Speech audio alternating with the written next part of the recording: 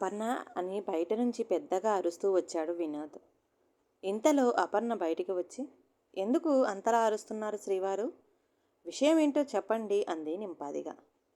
ఇప్పుడే నాన్న నాన్న ఫోన్ చేశారే, మన జానకి మంచి సంబంధం వచ్చిందట. ఒక్కడే అబ్బాయి, కానీ కట్నం 10 లక్షలు అడుగుతున్నారు అని నాన్నగారు ఫోన్ చేశారు. 10 లక్షల కట్నం డబ్బులు మనల్ని చూడమన్నారు. పెళ్లి ఖర్చులకు ఇంకా మిగతా లాంఛనాలకు కావలసినవన్నీ ఆయన చూసుకుంటారు అట అని చావు కబురు చల్లగా అపర్ణ చెవిలో వేశాడు వినోద్. అపర్ణ 10 లక్షలు అనగానే, ఏంటి 10 లక్షలా అని నోరు తెరిచింది. ఏంటి 10 లక్షలా? ఎక్కడి నుంచి తెచ్చి ఇచ్చేద్దాం అని. అయినా మన జానకికి ఏం తక్కువ? కుందనపు బొమ్మలా ఉంటుంది. చక్కని చదువుకుంది. ఒద్దికైన పిల్ల. అన్ని పనులు చక్కగా చేస్తుంది. ఇంకా కట్నం ఎందుకు ఇవ్వాలి మహానుభావా అంది అపర్ణ. ఎంత చదువుకున్నా, ఎంత ఉద్యోగాలు చేసినా ఆడపిల్లలకి కట్నం ఇవ్వాల్సిందేగా అపర్ణ అన్నాడు వినోద్. జానకి వినోద్ చెల్లెలు. అందరూ నాలాంటి మంచివాళ్ళు ఉంటారా ఏంటి కట్నం తీసుకోకుండా పెళ్ళాడటానికి అన్నాడు వినోద్ చిన్నగా నవ్వుతూ. అతను చెప్పింది నిజమే. తను 1 పైసా కట్నం తీసుకోకుండా అతని తండ్రికి తల్లికి తనని చేసుకోవడం ఇష్టం లేకపోయినా తను అతనికి బాగా నచ్చి తమకు కట్నం ఇచ్చే స్తోమత లేదని తెలిసి తన తల్లిదండ్రులను బలవంతంగా ఒప్పించి ఆమెను పెళ్ళాడాడు వినోద్. కానీ మనం అంతా సమకూర్చలేము కదండి. మీ నాన్నగారికి ఒక మాట చెప్పకపోయారా అంది బాధగా అపర్ణ. నువ్వు బాధపడకు అపర్ణ, ఇంకా టైం ఉందిగా. ఈలోపు ఏం చేయాలో ఆలోచిద్దాం. సరే, నాకు భోజనం వడ్డించు, ఆఫీసుకి టైం అవుతుంది అన్నాడు వినోద్. వినోద్ భోజనం చేసి వెళ్ళిపోయాక ఆలోచనలో పడింది అపర్ణ. తను కట్నం తీసుకురాలేదని ఎప్పుడు వాళ్ళ ఊరికి వెళ్ళిన మామగారు అత్తగారు ఎప్పుడు ఏదో ఒక సూటిపోటి మాటలు అంటూనే ఉంటారు. కానీ వినోద్ వాటిని సాగనివ్వడు. అతను తనని అర్థం చేసుకున్నట్టు వేరెవరు అర్థం చేసుకోలేరు. అతను ఉన్నప్పుడు అంటే ఊరుకోడు అని అతను బయటికి వెళ్ళినప్పుడు తిడుతూ ఉంటారు. కానీ అపర్ణ అవి ఏమీ పట్టించుకోదు. ఎందుకంటే తను ఇక్కడ ఓ 4-5 రోజులు ఉండి వెళ్ళిపోతుంది. తను వినోద్ ఒకరి కోసం ఒకరు హాయిగా సంతోషంగా ఉన్నారు. ఇలాంటి చిన్న చిన్న విషయాలు అన్నీ పట్టించుకుంటే అతనితో ఉన్న సంతోషాన్ని, తమ మధ్య ఉన్న ప్రేమను ఎక్కడ కోల్పోతానో అనే భయం తనకి. వాళ్ళు కూడా కాసేపు తిట్టుకొని వదిలేస్తారు. అంతకుమించి ఏం చేయగలరు? అక్కడున్న 1 వారం 10 రోజులు తిట్టేది తనని కాదు అని పట్టించుకోకుండా ఊరుకుంటే, పట్టించుకొని వాళ్ళ ముందు ఎన్ని అన్నా చెవిటి వాళ్ళ ముందు శంఖం ఊదినట్లు కదా. కానీ ఆమెకి ఒక్కటే అర్థం కాదు. ఆడవాళ్ళు మగవాళ్ళ కంటే ఎందులో తక్కువ? ఇంత చదువుకొని ఉద్యోగాలు చేస్తూ కూడా ఈ కట్నాలు లాంఛనాలు ఏమిటో ఆమెకు ఎంత ఆలోచించినా అర్థం కాదు. అమ్మాయిలు మగవాళ్లతో ఎంత సమానమైన కొందరు మగవాళ్ళు భార్యలను ఆడవారిని ఎందుకు చులకనగా చూస్తారో, భార్యాభర్తలు ఇద్దరూ ఒకరి కోసం ఒకరు అనుకొని ఒకరికి ఒకరై ఒకరి మనసు ఒకరు తెలుసుకుంటే ఆ బంధం ఎంత మధురం, ఎంత అపురూపమో కదా. తన అదృష్టం కొద్దీ తన మనసుని అర్థం చేసుకునే వినోద్ లాంటి భర్త తనకి దొరికాడు. ఇప్పుడు జానకికి 10 లక్షలు కట్నం ఇవ్వాలంటే ఎక్కడి నుంచి తేవాలి? ఏం చెయ్యాలి? అని ఆలోచిస్తూ ఉండిపోయింది అపర్ణ. ఇంతలో ఆడపడుచు జానకి నుంచి ఫోను రావడంతో, చెప్పు జానకి అంది అపర్ణ. వదినా అంటూ తన పెళ్లి చూపులు గురించి, వాళ్ళు మాట్లాడుకున్న మాటలు, కట్నం గురించి అన్నీ అపర్ణకు చెప్పింది జానకి. వదినా, నువ్వు తప్పుగా అనుకోకపోతే నాకు ఈ పెళ్ళి ఇష్టం లేదు.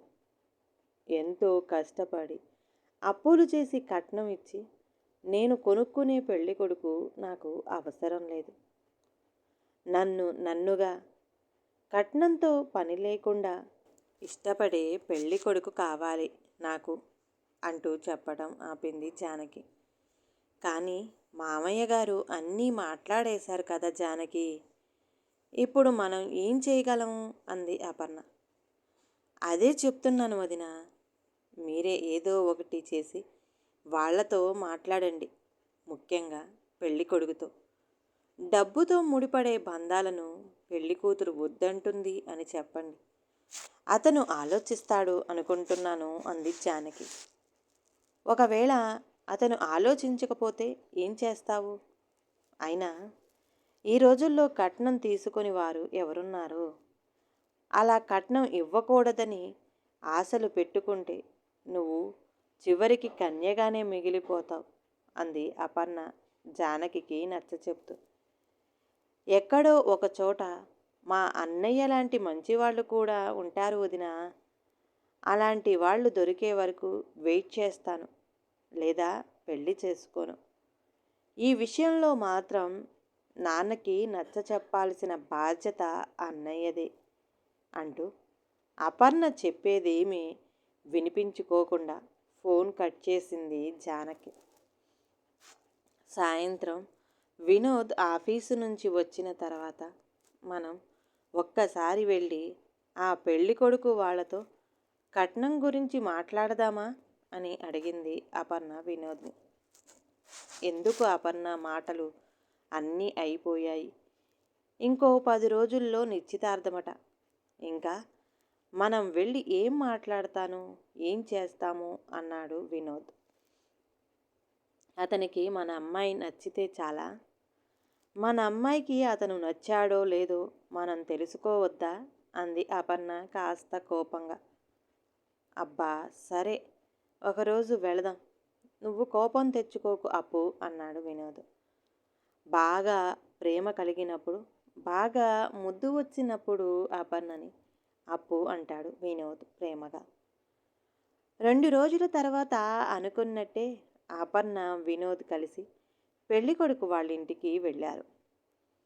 పెళ్ళికొడుకు వాళ్ళు రండి రండి అంటూ వీళ్ళని ఆహ్వానించి బాగానే మర్యాదలు చేశారు.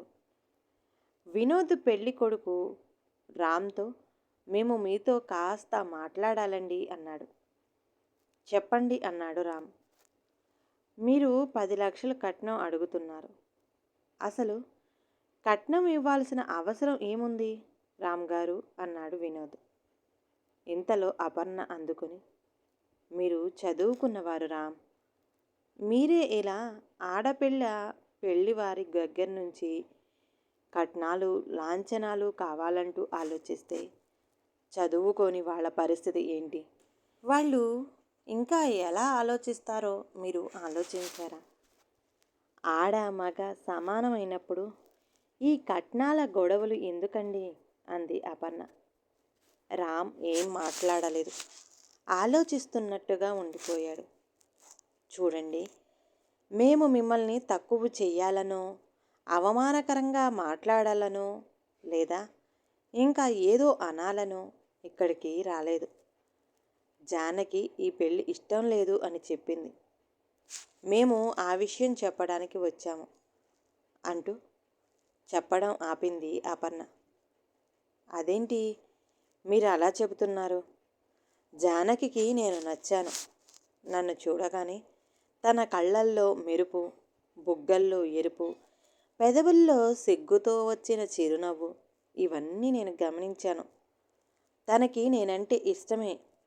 నేనైతే తొలిచూపులోనే, అంటే పెళ్లి చూపుల్లోనే తనతో ప్రేమలో పడిపోయా అన్నాడు రామ్.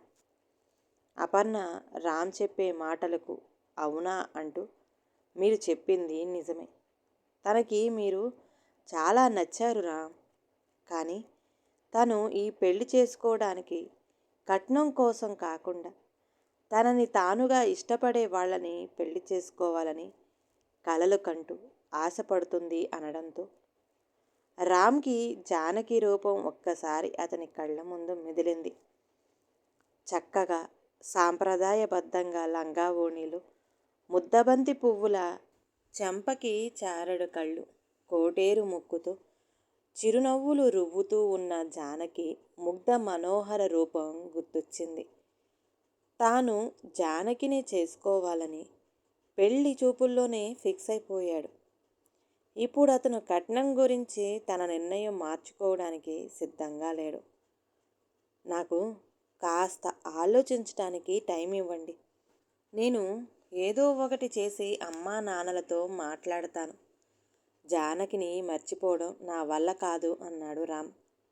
సరే, బాగా ఆలోచించుకోండి రామ్. కానీ ఒకటి మాత్రం నిజమండి. ఆడ మగ ఇద్దరూ సమానమే. ఆడవాళ్ళు అన్ని విషయాల్లోనూ విజయం సాధిస్తున్నారు. ఆవకాయ పచ్చడి దగ్గర నుంచి అంతరిక్షం వరకు ఆడవాళ్ళు చెయ్యలేని పని ఏముంది చెప్పండి. కట్నం మాట విన్నప్పుడల్లా మేము ఎన్ని విజయాలు సాధించినా, ఎంత గొప్ప ఉద్యోగాలు చేసినా, ఎంత బాగా చదువుకున్నా మేము ఎంత వెనకబడిపోయామో నాకు గుర్తొస్తూ మనసులో బాధ మెలిపెడుతూ ఉంటుంది. ఈ 21వ శతాబ్దంలో కూడా మా జానకికి అలా అనిపించడంలో తప్పు లేదు అంది అపర్ణ. మేము ఈ విషయం చెప్పడానికే వచ్చాము.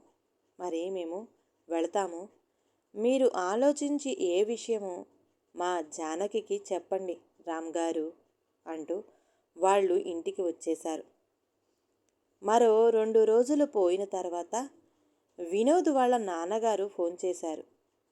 పెళ్లివారు కట్నం వద్దు అన్నారు. మన పుత్తడి బొమ్మలాంటి జానకియే వారికి మనం ఇచ్చే పెద్ద కట్నం అన్నారు అంటూ తండ్రి సంతోషంగా ఫోన్లో చెప్తుంటే వినోద్కి ఆనందంతో మాటలు కరువయ్యాయి. అపర్ణ కూడా సంబరంగా చూసింది వినోద్ వంక. వెంటనే జానకికి ఫోన్ చేసి, నీ కోరిక తీరింది జాను. నిన్ను కట్నం లేకుండా చేసుకోవడానికి రామ్ ఒప్పుకున్నాడు అని చెప్పింది అపర్ణ. అవతలి వైపు నుంచి జానకి, థ్యాంక్ యూ వదిన. నేను నన్నుగా పెళ్ళాడేవాడు రావాలి కావాలి అనుకున్నాను. థ్యాంక్స్ వదిన. నా కోరిక నీ వల్ల అన్నయ్య వల్ల తీరింది అంది జానకి. లేదు జానకి, నా వల్ల కాదు. రామ్ బాగా ఆలోచించి నీ మీద ప్రేమతో నీ మనసు తెలుసుకొని మంచి నిర్ణయం తీసుకున్నాడు అని అతను అర్థం చేసుకున్నాడు. మగవాళ్ళు అందరూ ఇలా మగువ మనసు తెలుసుకొని వారికి అనుగుణంగా ఆలోచిస్తే అంతా మంచే జరుగుతుంది. రాబోయే తరాలకి కూడా అది శుభ సూచకమే అంటూ నవ్వింది అపర్ణ. మీకు ఇంకా చెప్పాలా? వాళ్ళింట్లో కట్నం లేని పెళ్లి కోసం ఏర్పాట్లు జరుగుతున్నాయి. వాళ్ళకి బోల్డంత పని ఉంటుంది. మనం ఇంకా డిస్టర్బ్ చేయడం ఎందుకు? వాళ్ళ పనులు వాళ్ళు దివ్యంగా చేసుకుంటారు. మనమిక బయలుదేరదాం. ఈ కథ కనుక నచ్చితే ప్లీజ్ లైక్ చేయండి. అలాగే ఛానల్ని సబ్స్క్రైబ్ చేసుకోండి. ఇంకా మీ విలువైన అభిప్రాయాన్ని కామెంట్ బాక్స్లో కామెంట్ చేయండి. అందరికీ ధన్యవాదాలండి.